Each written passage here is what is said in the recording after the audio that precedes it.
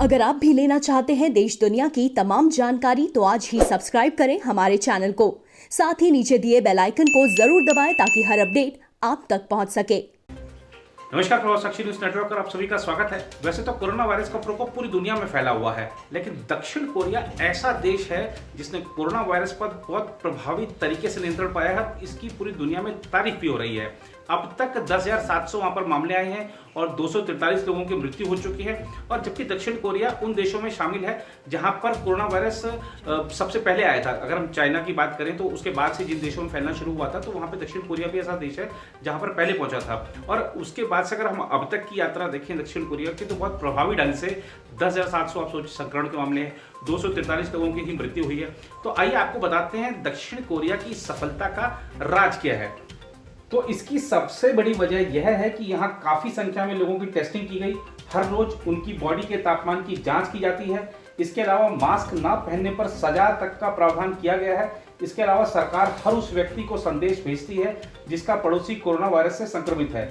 वहीं दुनिया के कई देशों में सबसे बड़े उपाय के तौर पर लॉकडाउन लगाया गया है। यहाँ किसी तरह का देशव्यापी लॉकडाउन भी नहीं लगाया गया है। हालांकि कई लोग घर से काम कर रहे हैं। चर्च, स्कूल और यूनिवर्सिटीज बंद हैं, लेकिन ऑफिस, दुकानें, कैफे, होटल और रेस्तरां खुले हैं। साउथ कोरिया ने महामारी से निपटने के लिए पहले ही अपनी तैयारी कर ली थी। यहाँ ऑफिस जाने वाले एक शख्स ने बताया कि अगर किसी की बॉडी का तापमान जांच में अधिक पाया जाता है तो उसका कोरोना टेस्ट किया जाता है और फिर दिन भर में उस व्यक्ति का तापमान 10 बार जांचा जाता है। उन्होंने बताया हर जगह, बस से लेकर ऑफिस तक में हैंड सैनिटाइजर लगा आप देख सकते हैं। लगभग सभी लोग मास्क पहने रहते हैं। इसके अलावा सरकार कोरोना वायरस से संक्रमित लोगों पर नजर रखने के लिए मोबाइल टेक्नोलॉजी और उनके पर्सनल डेटा का इस्तेमाल भी कर रही है। उधर जर्मनी से एक बड़ी खबर है। जर्मनी में कोरोना वायरस से पाबंदियों के कारण लोग घरों से ही ऑफिस का काम कर रहे हैं। अब यहाँ लोग महामारी खत्म होने के बाद भी घरों से काम कर सकते हैं। जर्मनी के श्रम मंत्री हेबर्ट हील इस कानूनी मसौदे पर काम कर रहे हैं जो घर से काम करने का अधिकार देता है। उन्होंने बताया कि यह इस संकट की घड़ी के खत्म होने और सोशल डिस्टेंसिंग की जरूरत नहीं रहने पर भी लागू होगा। उन्होंने कहा अगर कोई घर से काम करना चाहता है और उसका काम ऐसा है कि वह घर से कर सकता है तो यह कानून उसे इसके अधिकार देगा, यहाँ तक कि महामारी खत्म होने के बाद भी। उधर विभिन्न देशों और अमेरिका के प्रांतों ने अपनी अपनी दिशा दृष्टि के मुताबिक कोरोना वायरस का संक्रमण फैलने से रोकने के लिए लागू किए गए लॉकडाउन में ढील देना शुरू किया है, लेकिन सभी का साझा लक्ष्य संक्रमण के एक और दौर के बगैर अर्थव्यवस्था को बहाल करना है। ये पाबंदियां थोड़ी थोड़ी कर हटाई जा रही हैं और इस संबंध में विभिन्न देशों के बीच कोई तालमेल नहीं है। कुछ देशों ने निर्माण कार्य शुरू कर दिया है, जबकि कई अन्य देशों ने इसे बंद ही नहीं किया था। कुछ अमेरिकी प्रांतों में सैलून और रेस्तरां फिर खुल गए हैं, जबकि अन्य प्रांतों में कुछ सप्ताह बाद यह कदम उठाए जाएंगे। कोरोना वायरस से संक्रमित हो गए ब्रिटिश प्रधानमंत्री बोरिस जॉनसन कई दिनों के बाद स्वस्थ होकर काम पर लौटे हैं। इस संक्रमण के चलते उनके जीवन पर संकट करीब करीब आ गया था।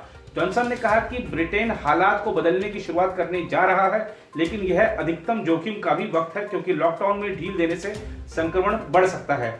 ब्रिटेन में 7 मई तक लॉकडाउन है। ऐसी संभावना है कि प्रौद्योगिकी देशों को पाबंदियों में ढील देने में मदद करने में भूमिका निभा सकती है। इधर कई सरकारें मोबाइल वायरस छानबीन ऐप पर भी काम कर रही हैं। जैसे आप भारत में आरोग्य सेतु ऐप की बात कर सकते हैं और ये जो दुनिया भर में इस ऐप पर काम चल रहा है, तो इसका लक्ष्य है कि संक्रमित व्यक्तियों के संपर्क में आए व्यक्तियों का पता लगाने के लिए स्वचालित समाधान किया जाए। जब भी उपयोगकर्ता संक्रमित के नजदीक आता है तो यह ऐप उसका पता लगाने के लिए भौगोलिक अवस्थिति डाटा या ब्लूटूथ तकनीक का इस्तेमाल करता है। लेकिन कार्यकर्ताओं और शोधकर्ताओं को चिंता है कि निगरानी बढ़ाने के अस्थायी उपाय कहीं स्थायी ना हो जाएं। ऑस्ट्रेलिया में मुख्य स्वास्थ्य अधिकारी डामियान मर्फी ने कहा कि संक्रमित व्यक्ति के संपर्क में आए व्यक्तियों का पता लगाने की गति तेज करने के लिए इस ऐप की शीघ्र लोकप्रियता से वह उत्साहित हैं।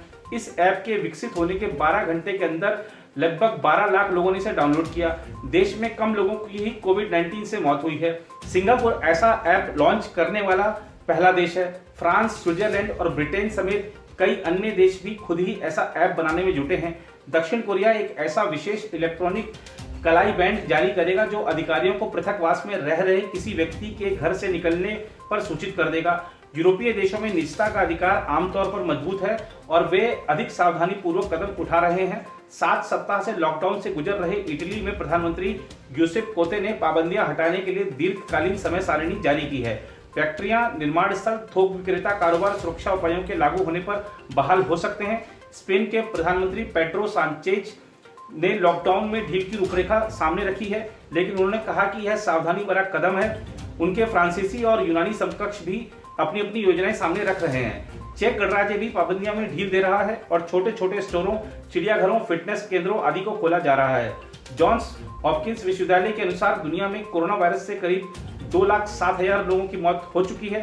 चीन में सरकारी मीडिया के अनुसार वुहान में अब कोविड-19 का कोई मरीज नहीं है। जापान के सेंट्रल बैंक ने मौद्रिक नीति में ढील दी है, जिससे स्टॉक बाजार को गति मिली है।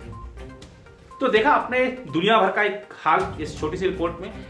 इस रिपोर्ट में हमने आपको दर्शाया कि किस तरीके से बिना लॉकडाउन के दक्षिण कोरिया ने कोरोना वायरस के खिलाफ जंग जीती है, लेकिन इसके लिए प्रशासन ने काफी मुस्तैदी दिखाई। और अगर हम बात करें आबादी के लिहाज से भारत की, तो भारत में भी जांच बहुत तेजी के साथ आगे बढ़ रही है। और जिस तरह से लॉकडाउन में देखिए, भारत की जो स्थिति है, भौगोलिक स्थिति है, भारत की जो सामाजिक स्थिति है, वो अन्य देशों से बहुत भिन्न है। और भारत में लॉकडाउन ही सबसे प्रभावी उपाय था। भले ही अन्य देश किस तरीके से कोविड-19 के खिलाफ लड़ाई लड़ रहे हैं, लेकिन भारत में जो लॉकडाउन लगाया गया, जो सोशल डिस्टेंसिंग को बढ़ावा दिया गया, यही प्रभावी उपाय के तौर पर नजर आ रहा है। इसके जो रिजल्ट हैं बहुत अच्छे दिख रहे हैं और संभावना अब यही व्यक्त की जा रही है कि 3 मई के बाद लॉकडाउन उन जगहों पर शायद उसको ढील दी जा सकती है जहां पर कोविड-19 का कोई मामला नहीं है।